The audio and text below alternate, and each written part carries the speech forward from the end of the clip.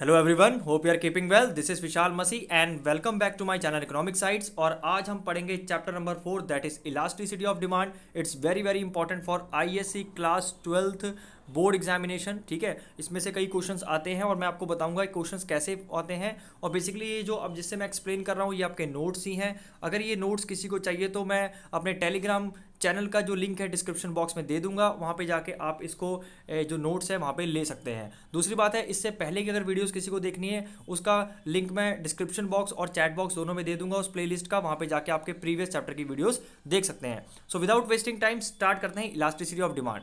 तो आपको ऑलरेडी पता है डिमांड क्या होता है, ऑलरेडी आपको आई होप इतना क्लियर ही होगा व्हाट इज डिमांड। ठीक है, और आपको एक चीज और इस चैप्टर से पढ़ने से पहले आपको पता होनी चाहिए, that is law of demand. तो मैं आपको शॉर्ट में लॉ ऑफ डिमांड को एक्सप्लेन कर देता हूं। ठीक है, लॉ ऑफ डिमांड क्या कहता है कि जब प्राइस आपका बढ़ता है किसी भी कमोडिटी का, तो उसकी जो डिमांड है, मतलब उसकी जो आपकी बेसिकली उसे जो लेने की आपकी कैपेसिटी है, या आप कह सकते हो जो लेने का डिजायर है, या कह सकते हो डिमांड है, बेसिकली क्वांटिटी डिमांड है, वो क्या हो जाती है, फॉल हो जाती है। और जब उसका प्राइस उस कमोडिटी का फॉल हो जाता है, या मतलब डिक्रीज हो जाता है, या कम हो जाता है, तब आप उसकी जो क्वांटिटी है वो ज़्यादा डिमांड करते हो। तो प्राइस जब इंक्रीज होता है तो वो फॉल हो जाती है क्वांटिटी डिमांड, और जब प्राइस फॉल होता है तो क्वांटिटी डिमांड आपकी राइज हो जाती है। अब देखो, लॉ ऑफ डिमांड से हमें डायरेक्शन पता लग गया कि भैया जब प्राइस इंक्रीज हो रहा है तो डिमांड क्या हो रही है, फॉल हो रही है, और जब प्राइस फॉल हो रहा है तो डिमांड क्या है, इंक्रीज हो जा रही है बेसिकली। लेकिन इसमें एक चीज आपको क्लियर नहीं है कि कितने लेवल से बढ़ रही है। मतलब आपको सिर्फ इतना पता है कि बढ़ रही है, बढ़ या कम हो रही है, मतलब due to the change in the price level. लेकिन आपको मैग्नीट्यूड नहीं पता लग पा रहा कि कितने मैग्नीट्यूड से चेंज हुई है, कितनी क्वांटिटी से चेंज हो रही है, कितने बेसिकली आप कह सकते हो कि कितनी क्वांटिटेटिव टर्म से इंक्रीज हो रही है ना। तो बेसिकली आपको सिर्फ डायरेक्शन पता लग रहा है कि हाँ प्राइस बढ़ने से कम हो रही है, लेकिन क्या उसका क्या परसेंटेज लेवल है, कितने बेसिकली कितने क्वांटिटी से बढ़ रही है, तो वो हमें बेसिकली जो क्वांटिटेटिव टर्म्स है वो हमें नहीं पता लग पा रहा। तो वो हमारी जो प्रॉब्लम है, वो कौन सी जो प्रॉब्लम है वो हमारी सॉल्व करती है, that is a elasticity of demand. तो इलास्टिसिटी ऑफ डिमांड से हमें ये पता लग जाता है कि भैया जब प्राइस इंक्रीज होगा आपका तो क्वांटिटी डिमांड फॉल होगी, तो कितने लेवल पे इंक्रीज होगी वो हमें क्वांटिटेटिव टर्म्स में हमें पता लग जाता है, या आप कह सकते हो न्यूमेरिकल वैल्यूज में पता लग जाता है। और इससे क्या होता है, आप बेसिकली बहुत प्रिसाइज होकर आपको नॉलेज हो जाती है कि हाँ कितना ज़्यादा जो बेसिकली प्राइस के कम या बढ़ने से कितना इफेक्ट क्वांटिटी डिमांड में आया है, and it will make more easy to understand. चलिए, तो यही आपका क्या था, दैट वाज द इंट्रोडक्शन। अब आ जाइए, देखिए इलास्टिसिटी ऑफ डिमांड। ठीक है, इलास्टिसिटी ऑफ डिमांड होता क्या है, देखिए इलास्टिसिटी ऑफ डिमांड होता है कि आपकी एक तरह का degree of responsiveness in the quantity demanded due to the change in the basically price. मतलब प्राइस के चेंज होने से, प्राइस ऑफ एनी कमोडिटी के चेंज होने से उसकी क्वांटिटी डिमांड पे कितना फर्क पड़ता है। ठीक है, बेसिकली क्वांटिटेटिव टर्म्स में, that is called the elasticity of demand. अब इलास्टिसिटी ऑफ डिमांड के तीन टाइप्स होते हैं, that is a price elasticity of demand, income elasticity of demand and cross elasticity of demand. तो हम एक एक करके इसे पढ़ेंगे, और इन तीनों में भी सबसे ज़्यादा जो इंपॉर्टेंट है that is a price elasticity of demand. तो चलिए स्टार्ट करते हैं price elasticity of demand. So price elasticity of demand की सबसे पहले डेफिनेशन देख लेते हैं कि ये 2 मार्क्स के लिए बहुत बहुत इंपॉर्टेंट है, तो आप इसे जरूर पढ़ के जाइएगा। Price elasticity of demand may be defined as a degree of responsiveness of quantity demanded of a commodity in response to the change in price. मतलब कितना डिग्री से कितने बेसिकली आपके क्वांटिटेटिव टर्म्स में चेंज आया है बेसिकली क्वांटिटी डिमांड में due to the change in the price. मतलब प्राइस के कितने प्राइस की जो प्राइस चेंज हुआ है कमोडिटी के, उसकी चेंज होने की वजह से उसकी क्वांटिटी डिमांड पे बेसिकली कितना फर्क आया है, कितना बेसिकली चेंज आया है, दैट उसको जो मेजर करता है that is called the price elasticity of demand. देखिए यहाँ पे एक वर्ड है प्राइस, तो ऑब्वियसली बात है जो क्वांटिटी डिमांड हम जो चेंज आया है क्वांटिटी डिमांड किसके रिलेशन पे पढ़ेंगे, हम चेंज इन द प्राइस की वजह से पढ़ेंगे, क्योंकि that's why it's price elasticity of demand. अब इसका एक फॉर्मूला होता है, ठीक है, तभी तो आप इसे क्वांटिटेटिव टर्म्स में निकाल पाएंगे। अगर आपके पास किसी चीज़ का फॉर्मूला है तभी आप उसे बेसिकली क्वांटिटेटिव टर्म्स या नंबर फॉर्म में उसे एक्सप्रेस कर पाएंगे। तो इसका फॉर्मूला क्या होता है, प्राइस इलास्टिसिटी ऑफ डिमांड का percentage change in the quantity demanded upon percentage change in the prices. मान लीजिए इसका मतलब क्या है कि आपके जितना परसेंटेज चेंज आपका प्राइस में आ रहा है उसको आप क्या है उसको ओवर करेंगे, that is with the percentage change in the quantity demand, मतलब percentage change in the quantity demand upon percentage change in the price. मतलब इसका कहने का मतलब देखो क्या होता है कि 10% प्राइस के चेंज होने से आपकी क्वांटिटी डिमांड में कितना पड़ा है, मान लीजिए 30%। ओके सो इसकी जब इसे डिवाइड करेंगे तो आपकी इलास्टिसिटी कितनी आ जाएगी, 3 आ जाएगी। Okay so price elasticity of demand is 3। तो ऐसे आप क्या करते हैं, बेसिकली आप फाइंड करते हैं। और एक बात ध्यान रखिए, जब ये 1 या 1 से ग्रेटर होता है तो इसका मतलब ये हाईली इलास्टिक होता है, मतलब प्राइस चेंज होने से बहुत ज़्यादा आपका जो है परसेंटेज डिमांड में फ़र्क पड़ रहा है, या क्वांटिटी डिमांड में बेसिकली इंक्रीज हो रहा है या डिक्रीज, वॉट एवर चेंजेस आ रहे हैं, बहुत हाई लेवल पे चेंजेस आ रहे हैं, इससे हमें ये चीज़ पता लगती है।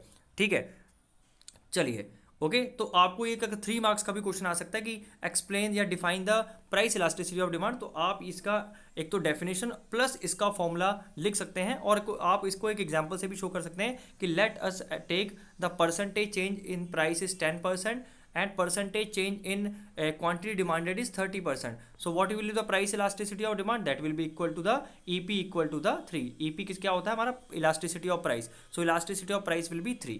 ठीक है, आप एक एग्जांपल से भी बता सकते हैं, तो 3 मार्क्स के लिए that is more than enough. अब आ जाइए भैया क्लासिफिकेशन। अब प्राइस इलास्टिसिटी को भी क्लासीफाई किया जाता है अकॉर्डिंग टू इट्स डिग्रीज, है ना, अकॉर्डिंग टू इट डिग्रीज। अब देखिए सबसे पहला है आपका perfectly inelastic demand. Perfectly inelastic demand में क्या होता है कि when quantity demanded of the commodity does not respond to the change in price, मतलब आपका प्राइस तो चेंज हो रहा है किसी कमोडिटी का, लेकिन आपका क्वांटिटी डिमांड नहीं चेंज हो रहा। मान लीजिए कि कोई कमोडिटी एक्स है, ठीक है, कोई कमोडिटी एक्स है, उसका जो प्राइस है वो 10% से चेंज हो गया, मान लीजिए 10% से बढ़ गया, लेकिन क्वांटिटी डिमांड उतनी की उतनी है।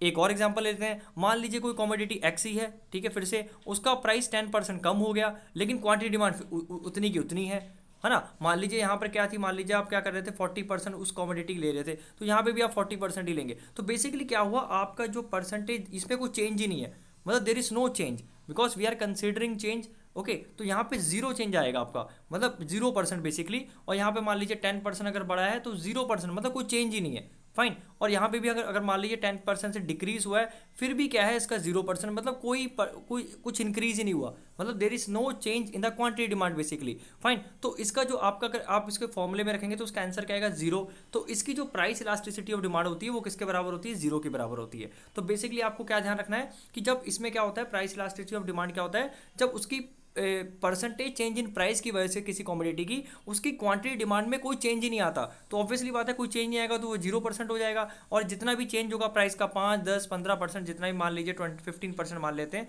तो आंसर तो आपका 0 ही आएगा। तो इसलिए इसकी इलास्टिसिटी ऑफ डिमांड क्या होती है, 0 के बराबर होती है। तो इसका डायग्राम देखिए, डायग्राम वेरी सिंपल है कि आपकी क्वांटिटी डिमांड जो है फिक्स है। मान लीजिए ये 100 यूनिट्स है, ये 100 यूनिट्स है, मतलब आप किसी कमोडिटी के 100 यूनिट्स डिमांड कर रहे हैं। अब प्राइस मान लीजिए P3 था तब भी इतनी थी, है ना, देख लीजिए।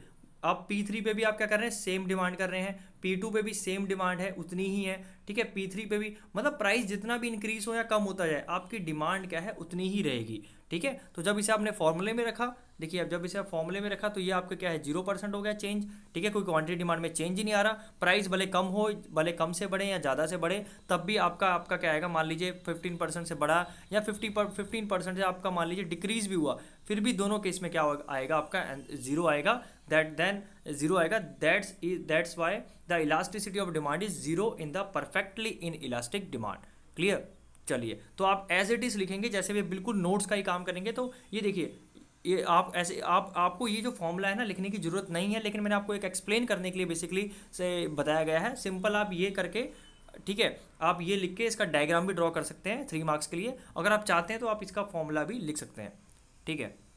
अब आ जाइए, that is a perfectly elastic demand, ठीक है। देखो सबसे पहले बता दूं इलास्टिसिटी का क्या मतलब होता है। इलास्टिक मतलब कितनी खिंचावट, बेसिकली क्वांटिटी डिमांड में कितना खिंचावट आ रही है, बेसिकली चेंज आ रहा है, क्योंकि जो इलास्टिक होते हैं वो एकदम चेंज हो जाती है ना। If you stretch it will change it's, you can say size basically. तो वही चीज़ आपकी बेसिकली डिमांड के लिए बात की गई है यहाँ पर। इलास्टिसिटी मतलब चेंज इन डिमांड बेसिकली, ठीक है। इन रिलेशन, जब हम प्राइस इलास्टिसिटी की बात करेंगे मतलब in relation to price, price के चेंज होने से बेसिकली कितना जो है आपकी क्वांटिटी डिमांड पे चेंज आ रहा है, ठीक है। अब दूसरा टाइप है आपका परफेक्टली इलास्टिक। इसमें क्या होता है कि जो आपका when consumers are prepare to purchase all they can get at a particular price, मतलब इसमें प्राइस चेंज नहीं होता, है ना। प्राइस आपका 0%, मतलब जो ओरिजिनल प्राइस है वो ही रहेगा, लेकिन क्वांटिटी डिमांड आपकी बढ़ेगी या कम भी हो सकती है। मान लीजिए एक टाइम पे वो क्वांटिटी डिमांड इसी प्राइस पे, प्राइस कोई चेंज नहीं हुआ किसी कमोडिटी का, उसको बेसिकली उस कमोडिटी का, लेकिन उसकी जो डिमांड है 10% से बढ़ गई, तो क्या आएगा देखिए 10/0, इसका क्या होगा आंसर, इन्फिनिटी। आपको पता है ऑलरेडी मैथ्स में आपने पढ़ा होगा कि किसी के जब फ्रैक्शन होता है, अगर उसका नीचे डिनोमिनेटर 0 होता है तो उसकी बेसिकली जो आंसर क्या आता है आपका इनफाइनाइट होता है वो, है ना, नॉट डिफाइंड होता है। तो इस केस में वही है परफेक्टली इलास्टिक में क्या होगा कि आपका जो बेसिकली प्राइस है वो चेंज नहीं होगा, there is no percentage change, price change ही नहीं हो रहा, मतलब कोई भी क्वांटिटी कितनी भी ले लीजिए आप, उस एक ही प्राइस है, तो उसमें जो आपकी बेसिकली जो इलास्टिसिटी आएगी वो कितनी आएगी, इनफाइनाइट आएगी। ठीक है, आइए अब इसे अब एक डायग्राम से समझ लेते हैं। देखिए ये इंक्रीज भी हो सकता है, डिक्रीज भी हो सकता है। मान लीजिए ये 10% से बढ़ गया, है ना, 10% से बढ़ गया, लेकिन प्राइस आपका कोई चेंज नहीं हुआ। मान लीजिए 10% से फिर कम भी हो सकती है उसकी डिमांड, लेकिन प्राइस फिर भी कोई चेंज, मतलब प्राइस चेंज नहीं है, प्राइस फिक्स है, लेकिन आपकी डिमांड भले कम हो या ज़्यादा हो, आपका आंसर जो है इनफाइनाइट ही आएगा। देखिए अब इसे डायग्राम में कैसे शो किया जाता है। ठीक है, डायग्राम में इसे ऐसे शो किया जाता है, you can see here, you can see the diagram.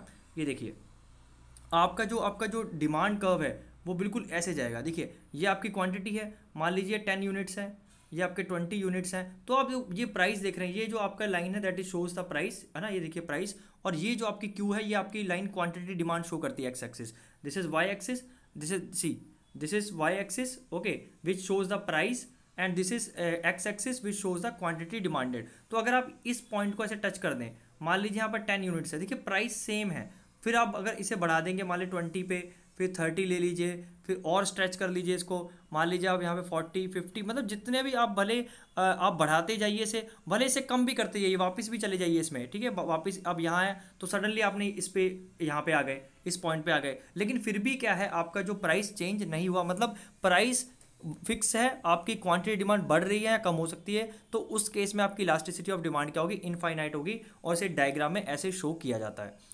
फिर आ जाइए that is a third, that is a unitary elastic demand. Unitary elastic demand में होता है कि आपका जब सेम परसेंट से चेंज आता है, मतलब जितना प्राइस में अगर मान लीजिए 10% चेंज है तो उतना ही 10% चेंज आपका क्वांटिटी डिमांड में आएगा। ठीक है, भले वो बढ़ जाए या भले वो कम हो जाए, फाइन, मतलब सेम लेवल में चेंज आएगा भले, ठीक है, it will be the same level of changes. अब आप देखिए कैसे, अब इसका फॉर्मूला देख लीजिए, मान लीजिए percentage change in the price आपका 10% है, तो उतना ही आपका percentage in the quantity demand आएगा।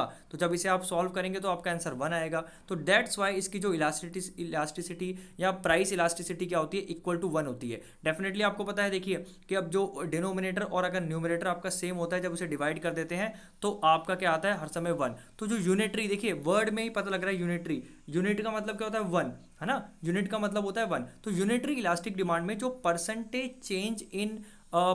Change in price of a commodity causes the equivalent percentage change in the quantity demanded। Basically जो आपका percentage change in the price है वो इक्वल होता है percentage change in the quantity demanded. Clear, मतलब ये दोनों चीज़ें आपकी बेसिकली इक्वल होती हैं। ये 20% है तो ये भी 20% ही होगी, जिसकी वजह से आपका क्या आ जाएगा, 1 आ जाएगा। अब इसकी लाइन देखिए ऐसे शो होती है, मतलब आपने क्या किया, 10% से यहाँ प्राइस फॉल हुआ तो 10% से आपने क्या किया, क्वांटिटी डिमांड बढ़ा दी। और मान लीजिए ऐसे भी हो सकता है कि मान लीजिए पहले ये देखिए इतना था, ओके, आपने ये देखिए यहाँ पे मान लीजिए 10% है तो 10% से यहाँ पे उतनी राइस हो गई, जैसे 10% से यहाँ प्राइस कम हुआ तो 10% से आपने क्या बेसिकली क्वांटिटी डिमांड बढ़ा दी। और मान लीजिए फिर प्राइस बढ़ गया 10% से, तो 10% से ही आप क्या करेंगे, वापस क्वांटिटी डिमांड को भी कम कर देंगे। ठीक है, तो ऑब्वियसली बात है इसकी जो इलास्टिसिटी ऑफ प्राइस है 1 होगी, जो आपने फॉर्मूले में रख के आपने देख लिया कि 1 कैसे आया। तो बेसिकली जो ये वैल्यूज आ रही हैं ये कैसे आ रही हैं, फॉर्मूलेज में रख के आ रही हैं। ठीक है, ये फॉर्मूलेज में रख के आ रही हैं। क्लियर, चलिए नेक्स्ट है that is a elastic demand. देखिए एक होता है परफेक्टली इलास्टिक डिमांड, एक होता है आपका इलास्टिक डिमांड। ठीक है, दोनों में डिफरेंस है। परफेक्टली में आपकी जो एक्सट्रीम वैल्यूज आती हैं 0 या इनफाइनाइट, लेकिन इसमें आपकी एक्सट्रीम वैल्यूज नहीं आती। तो बेसिकली देखिए इलास्टिक डिमांड होता क्या है, मतलब परसेंटेज चेंज इन, ध्यान से देखिएगा, when the percentage change in the quantity demanded of a commodity exceeds the percentage in the price. मतलब कहने का मतलब है ये जो आपका percentage in the quantity demanded बड़ा होगा आपका परसेंटेज चेंज इन प्राइस से। तो मान लीजिए ये 10% से बढ़ रहा है आपका प्राइस, तो क्वांटिटी डिमांड मान लीजिए कि आपकी 40% से आपने रिड्यूस कर दी, है ना। मान लीजिए 10% से आपका ये बढ़ा, तो आपने इसको क्या किया, 40% से बेसिकली से रिड्यूस कर दिया। तो अगर आप इसे सॉल्व करेंगे तो आपकी कितनी आएगी, 4। ठीक है, तो बेसिकली क्या हुआ इसमें, आपका जो change in the quantity demanded है, change in the quantity demanded है, वो ज़्यादा है आपके percentage change in the price से। ठीक है, ऐसे ही मान लीजिए अगर 10% ये फॉल होता है, प्राइस फॉल हो गया, तो आपने क्या कर लिया, मान लीजिए 40% से बढ़ा दी क्वांटिटी डिमांडेड, उस केस में भी आपका 4 ही आएगा। लेकिन इसमें एक चीज़ आपकी ये कॉमन रहेगी कि जो percentage change in the quantity demand होगा वो हाइयर होगा आपके किससे, percentage change in the price से। तो basically percentage change in the quantity demanded is greater than percentage change in the price. ठीक है, तो इसका डायग्राम देख लीजिए, ऐसा होता है डायग्राम। देखिए डायग्राम इसका जो होगा, इसका जो स्टीपनेस होगी वो क्या होगी, बहुत कम होगी, ऐसे होगा। ठीक है, देखिए क्यों, क्योंकि देखिए पहले जो 80 प्राइस था तो कितनी 50 डिमांड हो रही थी, अब प्राइस फॉल होकर 65 हो गया। मतलब प्राइस देखिए कितने से कम हुआ, काफ़ी कम से कम हुआ, मतलब प्राइस सिर्फ 80 से 65 कम हुआ। लेकिन आपने क्वांटिटी डिमांड देखिए डबल कर दी जस्ट, है ना, डबल से भी ज़्यादा कर दी। तो देखिए इन दोनों में गैप देखिए, तो आपकी बेसिकली यही होता है, मैंने क्या बताया था कि परसेंटेज चेंज इन डिमांड है, क्वांटिटी डिमांड है वो ज़्यादा है आपकी percentage change in the price से। तो यहाँ देख लीजिए प्राइस में कितना कम गैप आ रहा है ना, डायग्राम में देखिए आप कितना कम गैप है, और लेकिन डिमांड कितनी ज़्यादा है ना। तो इसलिए आपकी जो कर्व है हर समय ऐसे इस टाइप का बनेगा। ठीक है, आप कोई भी पॉइंट ऐसे टच करके देख लीजिए, मान लीजिए ये देखिए, तो यहाँ पे भी देख लीजिए प्राइस कितना कम चेंज आया, लेकिन डिमांड में देखिए कितना फर्क है। तो उसका जो डिमांड कर्व है वो हर समय ऐसे होगा, जिसकी स्टीपनेस क्या होगी, काफ़ी कम होगी। ठीक है, या स्लोप आपका कह सकते हो काफ़ी जो कम होगा। ओके, तो इसका स्लोप का देखिए आंसर क्या आता है, हर समय इसका आंसर ग्रेटर देन 1 होगा। क्यों ग्रेटर देन 1 होगा, मैंने ऑलरेडी आपको समझा दिया, क्योंकि आपका जब ये इन बड़ा होगा, मान लीजिए 40% है, और ये आपका ये जो छोटा होगा मान लीजिए 20% है या 10% है, तो हर समय जो इसकी वैल्यू होगी वो ग्रेटर देन 1 होगी, या जिसे क्या बोला जाता है, ग्रेटर देन यूनिटरी भी बोला जाता है, या ग्रेटर देन यूनिटी भी बोला जाता है। आई hope I am very very clear with this. ठीक है, इसके बाद आप आ जाइए, that is a in elastic demand. In elastic demand में क्या होता है कि देखिए इसमें क्या होता है, जो चेंज इन प्राइस है वो स्मॉलर होता है। ठीक है, sorry, change in quantity demand है, जो चेंज इन क्वांटिटी डिमांड है, percentage change in quantity demand, वो छोटा होता है आपका परसेंटेज चेंज इन प्राइस से।